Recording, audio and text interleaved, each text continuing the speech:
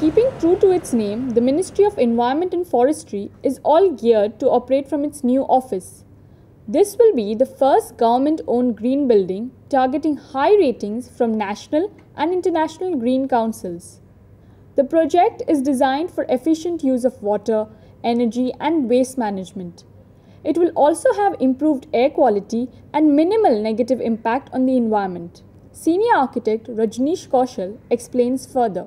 We designed footprint in such a way, maximum longitude on northern side actually, because north is the best orientation for building north-south, so we have planned that way because we get more of natural light.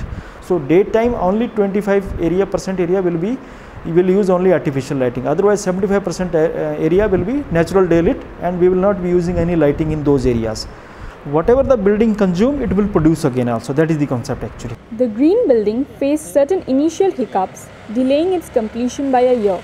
Nitin Kohli, assistant engineer, clarifies, saying that this was the first time that the department was constructing a zero energy building. We are providing a complete solar panels in our rooftop.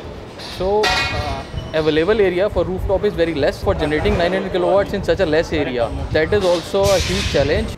With environment consciousness on the rise, the Paryavaran Bhavan will not only improve the city's position in the Indian Green Buildings Council, the rating agency for Griha, but also act as a model for future projects. Demand of the time that all buildings should be green, all developments should be green.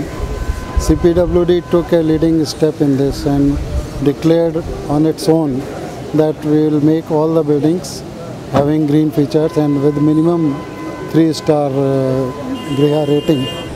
The government has for the first time embarked on such an ambitious project of planning and constructing a state-of-the-art landmark building. Despite the delays, the new Paryavaran Bhavan is going to be a trendsetter for green buildings to follow.